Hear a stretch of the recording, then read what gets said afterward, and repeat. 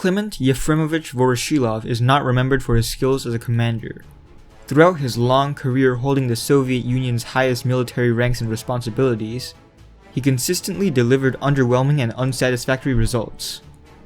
At first, this detail only seems to discourage any curiosity about the man, but in reality, this fact is exactly what makes Voroshilov worth investigation. In a time when the Soviet Union's officers were being arrested and executed left and right, how did this man thrive?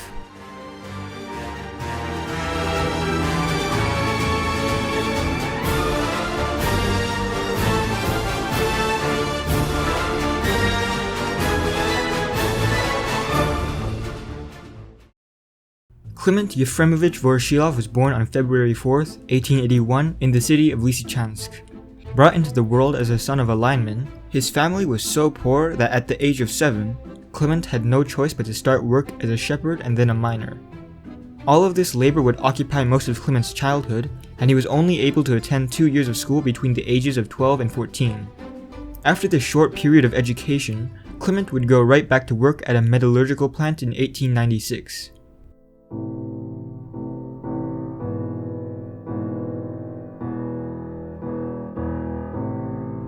When Voroshilov left the plant for a steam locomotive factory years later as a young man of 22, he would also join the Russian Social Democratic Labor Party.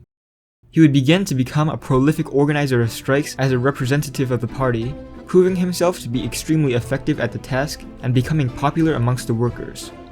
It was this very reputation of labor activism that got him fired not long after finding that job. Undeterred by his unemployment and an arrest, Voroshilov would continue his path into revolutionary politics by attending the 4th Congress of the Russian Social Democratic Labor Party. There, in Stockholm, he would forge the defining connection of his life, his friendship with Joseph Stalin. He would also meet Lenin and Dzerzhinsky at this conference, and along with them become a member of the newly forming Bolshevik faction. From this point until 1917, Voroshilov worked as an underground revolutionary all around Russia, getting arrested, escaping, being pardoned, and being arrested again as the Tsar was gradually losing control.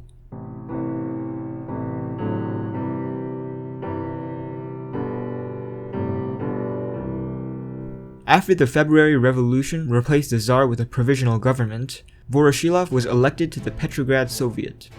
Not long later, after the October Revolution replaced a provisional government with Bolshevik rule, Voroshilov was effectively put in charge of the city and helped Felix Dzerzhinsky in establishing the Cheka. However, with Russia's civil war breaking out and disarray spreading to all corners of the vast empire, Voroshilov would immediately be put into action as a commander. When the Germans tried to interfere in the conflict by moving into Ukraine, Voroshilov raised and commanded a brigade from the city of Lugansk to protect the city of Kharkov. The man who would later become known as the first Red Officer would not be successful in his native lands and would suffer many defeats against the German, Ukrainian, and White armies. However, even despite the brutal losses, Voroshilov managed to keep control over his men. It was at this time when Voroshilov would reunite with his old acquaintance, Joseph Stalin.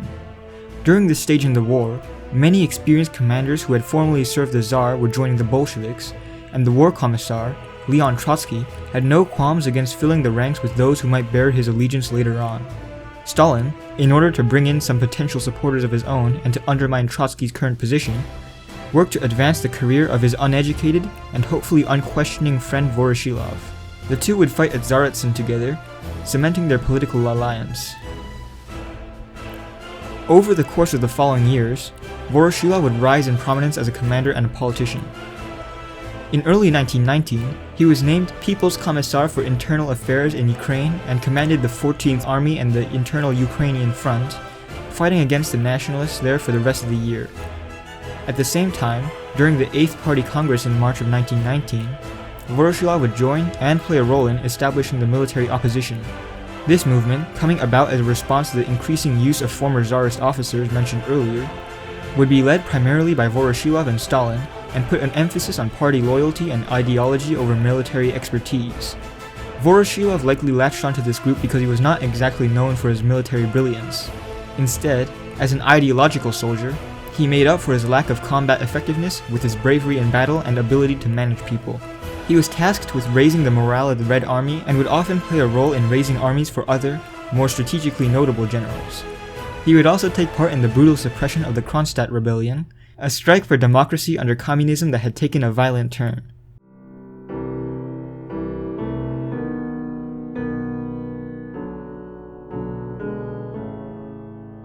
In the early 1920s, Voroshilov would continue to gain more and more influence in the Communist Party, just in time for the start of Lenin's decline in 1922 and the beginning of the end for Trotsky's real political power.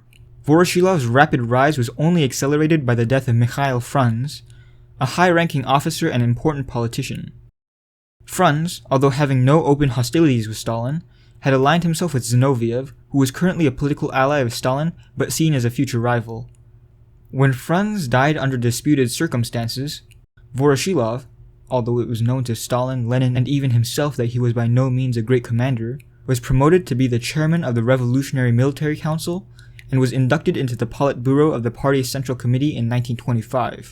This was just in time for the peak of the power struggle, where Stalin would undermine the power of Zinoviev and Kamenev, an operation in which Voroshilov would play a part. After Stalin restructured the top of the Red Army's command, Voroshilov became the People's Commissar for Defense in 1934 and a Marshal of the Soviet Union in 1935, being given the highest rank and authority in the nation, other than, of course, Stalin.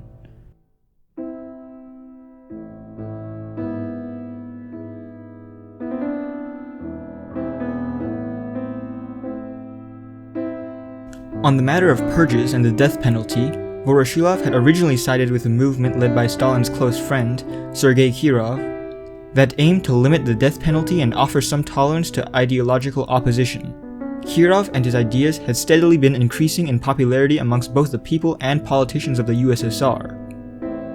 However, after Kirov's suspicious death, Voroshilov abandoned these ideas and immediately began aiding Stalin in his purging.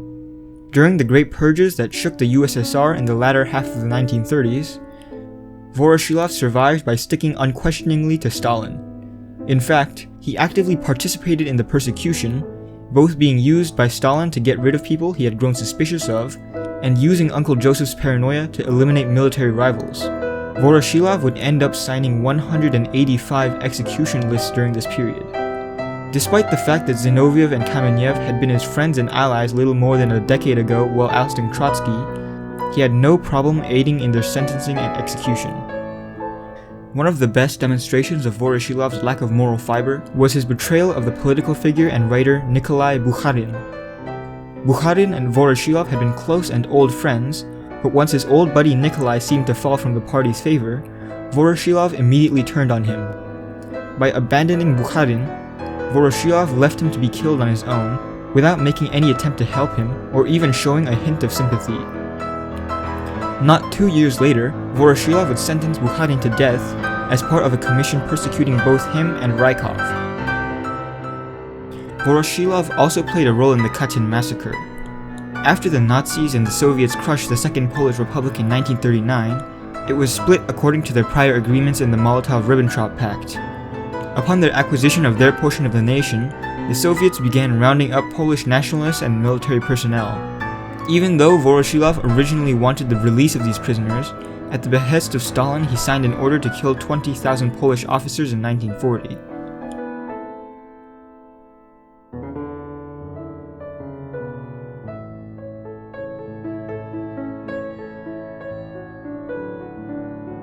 In November of the same year, Voroshilov would be called into combat. Concerned about Leningrad's vulnerability in case of a future war with Germany, Stalin had his eyes set on territory lying west of the city, across the Finnish border. Unable to make a deal for the territory with the Finns, the Soviet Union invaded them instead, beginning the Winter War. Voroshilov, as the People's Commissar for Defense, played a major role in commanding these forces. He would wage an inefficient war, and even though he eventually accomplished what the Soviet Union had set out for, it was at the cost of too much time, resources, and manpower against a comparatively tiny army. Stalin was furious about this result and confronted Voroshilov about it during a meeting. In an uncharacteristic outburst and act of defiance, Voroshilov responded, "You have yourself to blame for this. You are the one who annihilated the old guard of our army.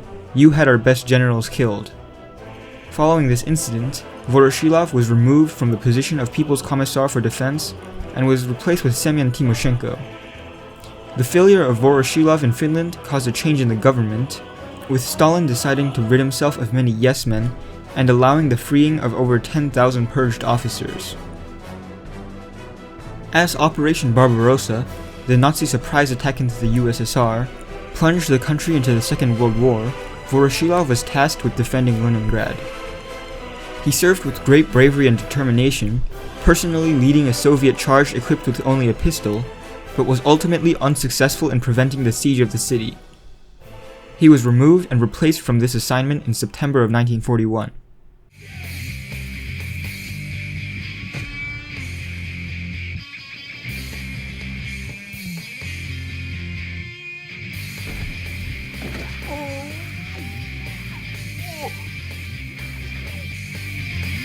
Future's now, old man.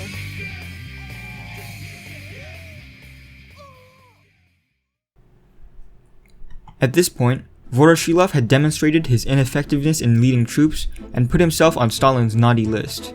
Although he remained a prominent player in the nation's politics, Voroshilov had missed his opportunities for glory and career advancement during the Great Patriotic War and served in more administrative and diplomatic matters until the Soviet victory.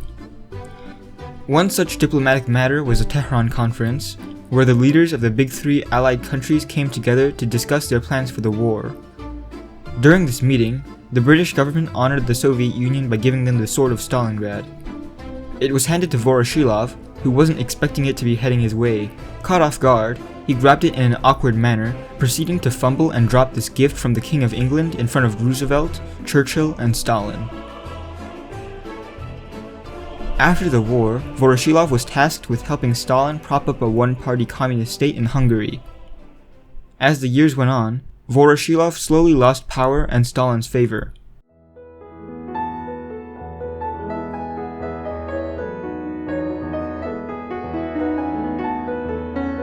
Joseph Stalin would die on March 5, 1953, igniting a power struggle just like the death of Lenin had all of those years ago.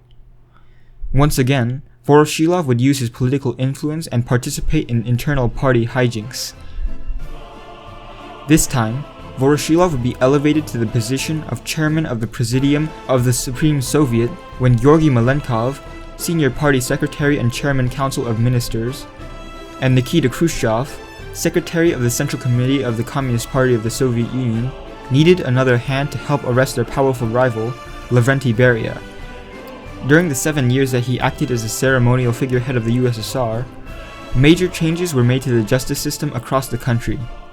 Although the amount of executions would go up, the old Stalinist system of condemnation would be removed in an era of mercy and humanity.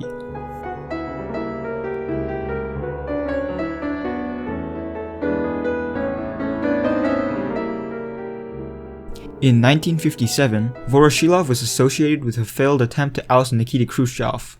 Fortunately for him, times had changed since the days of Stalin, and Voroshilov was allowed to retire in peace after remaining in office for 3 more years. Voroshilov lived out the rest of his life in a dacha outside Moscow and died on December 2, 1969, with his ashes being buried in the Kremlin Wall necropolis.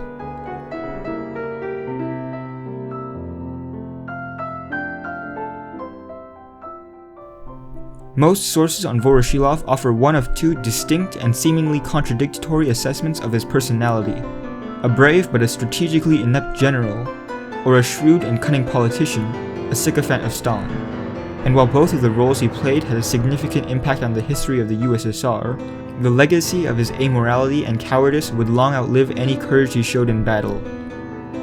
The story of Voroshilov, perhaps better than anything else, illustrates what was necessary to survive in Stalin's Soviet Union.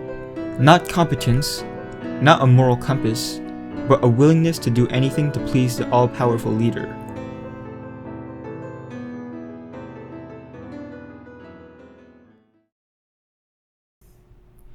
Thanks for watching the video. If you enjoyed it, then please do all that. Click all those YouTube buttons to please the all-powerful YouTube algorithm.